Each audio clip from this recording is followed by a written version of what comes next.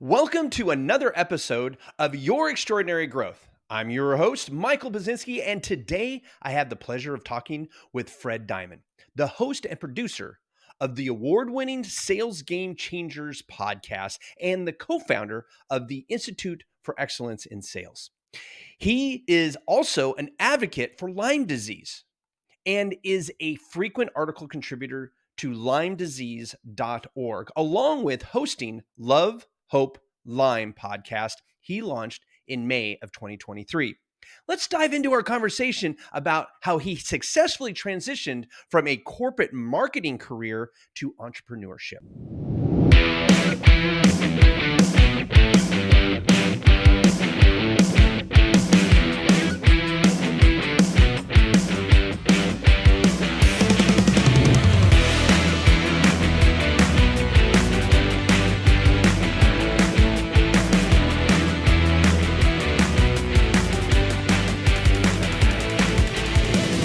Welcome to the show, Fred. How are you doing today? Good, Buzz. Great to see you. It's great to see you again. So we're going to dive right in. We just talked about how, your business and everything in the intro, but I want to dive into like what got you into business itself, like actually starting this venture. This particular venture that I run is called the Institute for Excellence in Sales. Basically, I was a outsourced chief marketing officer in the early part of this millennium. Now it's known as fractional, but back then I was just an outsourced chief marketing officer, outsourced VP of marketing. About 6-7 years into it, I realized that most companies were hiring me, not because of their need for marketing, but because of their need for sales. Right. So, and marketing just wasn't helping sales. So I created the Institute for Excellence in Sales mainly to meet more sales VPs who could be prospects of mine. My customers were typically CEOs who had just hired a VP of sales, and that particular person wasn't being successful. So I created the Institute for Excellence in Sales to do events for sales teams, and I would be in the room with them and hopefully get some leads. Awesome. And so when what were you doing before you were out being an outsourced? So I worked for companies. I worked for Apple Computer for a long time. I was in product marketing and marketing communications for Apple in the late 80s through the mid 90s. In Virginia, I started out in Apple's government group, and then I moved into product development in corporate in Cupertino, which was amazing. I got to see what we now know as the iPhone and the iPad. I got to see those products when they were just ideas, and it's quite remarkable how amazingly fast the technology has advanced. And then amazing. I worked for Compact Computer in government marketing in the mid 90s, and in the late 90s I worked for a large software company. It was actually one of the 5 largest software companies in the world, but nobody ever heard of it. It was a mainframe client server software company called CompuWare, and I was in Detroit, Michigan, but fortuitously I got to travel all over the world and got to understand how software gets developed and marketed, and then how products get marketed all around the globe.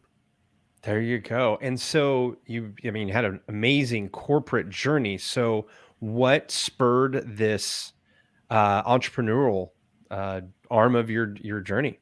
It must have always been there. Apple at the time, it was my first job. I worked for McGraw-Hill Publishing for a couple of years after college, but then I went to Apple, and it was the classic entrepreneurial success story. And I always thought everybody wants to go from Apple to start their own thing, to be the next Steve Jobs or Woz or whatever it might be. When I moved to Cupertino, I realized that a lot of people really just wanted to work for a great company, but there always must have been something there. And then CompuWare was also a great entrepreneurial success story. It was 3 guys who used to work and did development for American Motors Corporation and said we could do this on our own. And they created their own company, which eventually became a $2 billion company. And they were one of the guys they were all very smart, but I said, this isn't something that could be that hard to do. And basically, I actually moved to Virginia, where we both live right now. And I worked for a couple pre-IPOs in 2000 and 2001. So I got to see how tech stories cannot all be successes. They're not going to be the next Apple or Compact. Both of them flashed out in the middle of the night. And I said, all right, enough of this. I worked for the greatest company in the world, and the crappiest company in the world. I could probably do this better on my own. So you just kind of struck out on your own. Now that's got to be pretty strenuous though, because you're like you go from this corporate structure, these big companies, and then all of a sudden you're on your own. Now, were you able to leverage any connections to get you started? Did you have like an anchor client that kind of paid the bills as you were getting the word out? How did that transition? What did it look like? I talked to everybody. And what I realized was a couple things. I was a great VP of marketing, and all of my suppliers, the PR firms, the ad agencies, the AV companies, they all said, Fred, you're like the great client. You should maybe be an agent for various marketing companies. And what I learned was a lot of these marketing companies, the PR firms, et cetera, they were very good at the trade, but they weren't that great in the business development, if you will. So they said, why don't you represent us? If you get a gig, we'll give you 10, 15%, 20%, whatever it might be. And I went around to all the ad agencies and all the marketing firms I knew, and they all loved the idea, of course, because they had nothing to lose. They had everything to gain. So I signed up like 20 of them, and I started pitching those services to people. And I was meeting people at Panera Bread every day from 8 o'clock for breakfast and 10 o'clock for coffee and 2 o'clock for coffee. And I was drinking a lot of sweet coffee and eating a lot of sweet bagels. And I said, I got to start. I was having these great networking meetings, but I said, I now need to shift and start really understanding how to sell my services. That was a major transition point. And so what do you feel like was your breakthrough, like the epiphany that kind of got you out of that drudge? It was July 17th, 2002. I was at a Panera Bread in Tysons Corner, Virginia, and I was meeting with someone who worked for a company called, at the time it was called Administaff, and now it's called Insperity, and it's outsourced HR. It's a PEO company that they do all your back office for you. And it was at 2 o'clock in the afternoon, and I was going through the same pitch. I blah, blah, blah. I'm a marketing strategy, and I can bring all these great solutions. And halfway through, I said to myself, God, this is the 60th time I gave the same talk. I was eating another bagel. I was drinking a cup of Panera's famous sweet coffee. And I said, I don't have any clients. And I said, everyone's telling me, Buzz, everyone's saying, oh, you're so smart. You're going to do great. Oh, blah, blah, blah. And this was really before fractional became a thing. It wasn't called, it was, as they say, country before country was cool. It was fractional before anyone even knew about fractional. And I was talking to this woman, Jill McKay, and I said, I'm doing this wrong. I said, I know I'm smart, I can do this, but I don't have any clients. And I realized at that moment, Buzz, that I was really in sales. And I was in sales for Fred Diamond marketing services, whatever. And I made a shift. And Jill and I started doing some seminars. We actually did some in-person seminars. She invited 10 people. I invited 10 people. It got me to my, I had a couple of clients, but it got me to some more substantial clients. And that was the moment when I said, you know what? No one really cares about me for the marketing. They care about me for what I can do to help them. Now, most of the realm was in marketing, so I had to sell, and I became a sales professional for Fred Diamond Marketing Services. That's amazing. And so you basically were taking all of this practice and then creating a service out of it then, because you're not selling marketing, you're selling consulting for sales development, ABVs, ABRs, all that good stuff, which I think is an amazingly interesting segment of the B2B services out there, right? So I'm a fractional CMO, and technically I was a fractional CMO before fractional CMOs were cool. And now everybody's a fractional, right? So, which is sad but that's what marketers do. We just ruin things.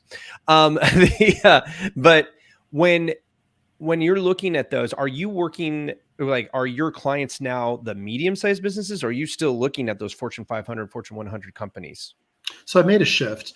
As an outsourced CMO, I had about 120 clients over a 10-year period. And one of the lucky things was I met somebody at Microsoft, a VP at Microsoft, who was in charge of all their partner development stuff with Microsoft partners. And this particular person liked me, and she started offering my services to their partners who needed to be better at sales and marketing. So Microsoft would pay half, and the partner would pay half of my fees. And I must have gotten 30 clients that way. Wow. So it was a good thing along the way. I actually made a shift. I mentioned I started the Institute for Excellence in Sales, and that got to be more fun. In the mid 2010s, marketing shifted to a lot of automation, Mm-hmm. Marketo, HubSpot, all those things, email marketing. And I remember one day I was spending 3 hours in a client's office in a cube using Constant Contact to send an email that nobody was ever going to read. Oh And no. I worked for Apple. I have a master's in business. I was like, I can't be doing this. So I then took a look at the Institute for Excellence in Sales, and we were getting sales organizations from companies like Microsoft and IBM and Red Hat Software and Hilton. And we were doing events around the Washington, D.C. Beltway for sales teams, sales leaders, sales teams, women in sales. People loved what we were doing. In 2018, I shifted away from being an outsourced CMO to focusing on growing the Institute for Excellence in Sales. So our customers are typically now larger companies with at least 25 B2B sales professionals, and in Okay. some cases, thousands. Amazon Web Services is Mm. one of we call our customers partners. Mm-hmm. Hilton, Salesforce, um, Mm. Oracle, Red Hat Software. They participate in the programs that we do. So I shifted away from being a CMO to running the Institute for Excellence in Sales. That's amazing. So what spurred the institute being its own piece? So I started the Institute, like I mentioned, to get leads for my Mm-hmm. consulting business. And then, you talked about inflection moments. That one day I was sitting in this guy's cube, and he was a great guy. He loved what I was doing for him. But at the time, email marketing was a Right. thing that I did for them as part of my monthly retained services. And it was important for them. It was very helpful.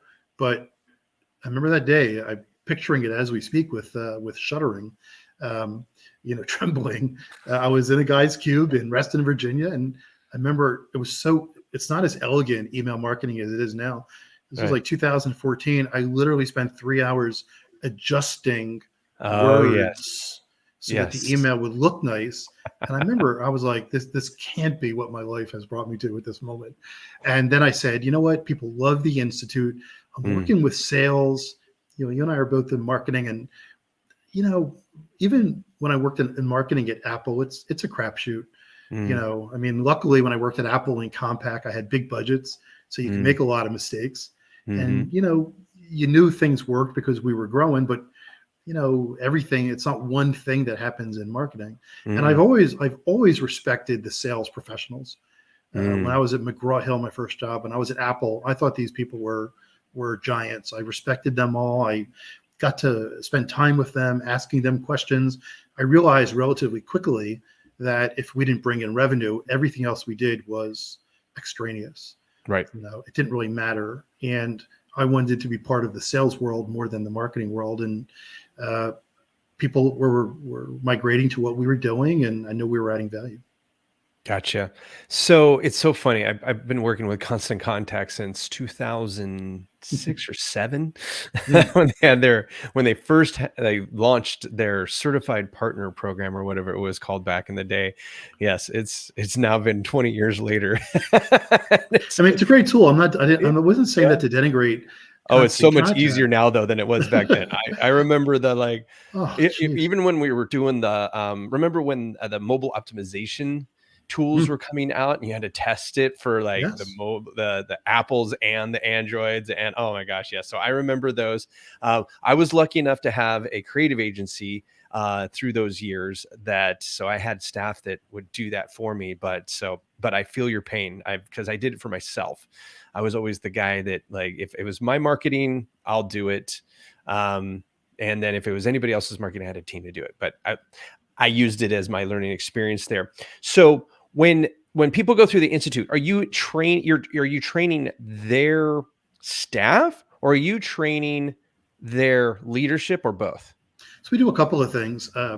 One thing we're famous for is our women in sales programs. Okay. So we run global women in sales leadership development, and I have a person who runs that whole thing. One of the things that we do is our women in sales leadership development forums, and those are 6 sessions over 3 months for women in sales at the senior director VP level AVP, RVP at companies like Amazon, Hilton, like I mentioned before. Mm-hmm. And they go through topics like presence, uh, high level networking, leadership skills, etc. And it's a fascinating program. And we do one for emerging leaders, women who are entering their first stage of leadership, either manager or director. Typically, it's B2B and corporate, like I mentioned before. So we're known for that. Companies join to send their women, but we have a lot of women who pay for it on their own to take ownership of their career and their career development. One thing we're known for is our big stage programs. So once a month, we bring a great sales leader to the Washington, D.C. area, and we run a 3-hour hybrid program with a live person, and we also broadcast that virtually as well. Mm-hmm. And we have a couple designations. We have our Premier Women in Sales Employer designation, where companies apply for that to be seen as a great place to work for women in sales. Very cool. So I heard you talking about the individuals going out and going through the institute's offerings. So that's really cool. The but for like small businesses where a lot of times the owner is the salesperson, right? And they might have one, maybe two people who are in business development. How do we help those people in this day and age? Because sales has become, I think it's increasingly harder because you have so much noise It's the out hard, there. yeah, it's the hardest profession in the company. We uh, we get a lot of business owners who realize that they're in sales. So Hmm. one thing I also do, as you know, is the Sales Game Changers podcast. Hmm. So and that's how we met. I'm up to close to 700 episodes. We've been Nice. broadcasting since 2017. Like you, every show is a wealth of information. I interview typically VPs of sales at the B2B companies Hmm. that are members of the Institute. And every show, it's a 30-minute show. There's gems. I get people who, 20% of our audience, 60% are sales professionals at companies, 20% are sales leaders at companies, and 20% are business owners or solopreneurs who, like I mentioned, when I had that epiphany in 2002 at the Panera Bread, I said to myself, I'm in sales. Hmm. I'm not a marketing consultant. I am in sales for Fred Diamond's marketing consulting services. Hmm. And that meant I had to do things, Buzz, like ask people for business, you Right. know, and physically talk to them about why they should become a customer and why should they engage me. And a lot of people are afraid of that. And there's no reason for any fear. Once you get past the fear of that and whatever it is that you're offering value to Hmm. people who need what you are offering. There's nothing Hmm. to be afraid or ashamed of for that.